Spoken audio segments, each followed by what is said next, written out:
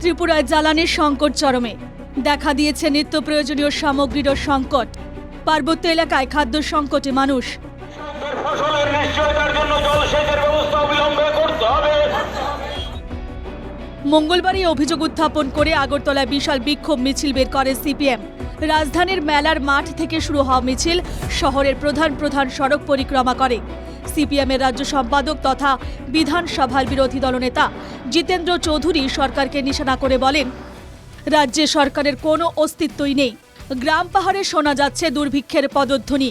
গত 6 মাস ধরে গ্রামে কাজ নেই, কিন্তু সরকার নির্বিকার। কর্মসূচি আপনারা লক্ষ্য করছেন যে ত্রিপুরাজ্যে সরকারের প্রায় অস্তিত্বহীন, কোনো অস্তিত্ব নেই। গ্রাম পাহাড়ে একটা দুর্ভিক্ষের পদধ্বনি শোনা যাচ্ছে। গত 6 মাস ধরে গ্রামে কোনো কাজ নেই, সরকার নির্বিকার।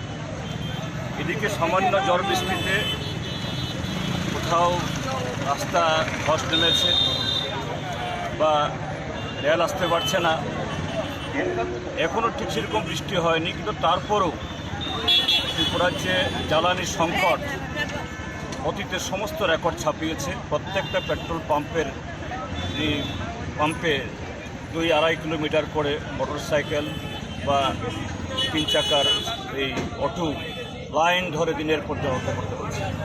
ফসলের নিশ্চয়তার জন্য জলসেচের ব্যবস্থা অবিলম্বে করতে হবে।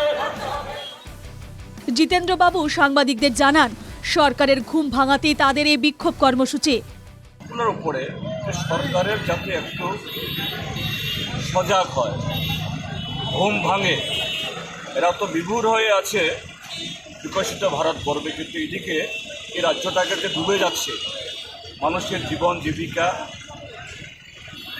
সাধারণ মানুষের স্বাস্থ্য, খাওয়া পড়া যে সংকটে পড়েছে, তার বিরুদ্ধে আমরা সারা ত্রিপুরাজ্যে গত 13 তারিখ থেকে কর্মসূচি শুরু করেছি সরকারকে সচেতন করার জন্য। সিপিএম নেতারা জানান, গত 13 তারিখ থেকে সারা রাজ্যে তাঁদের এই বিক্ষোভ শুরু হয়েছে। সরকারের ঘুম না ভাঙা পর্যন্ত তাঁরা আন্দোলন চালিয়ে যাবেন। আগরতলা থেকে সুদীপ নাথের রিপোর্ট, NKTV বাংলা।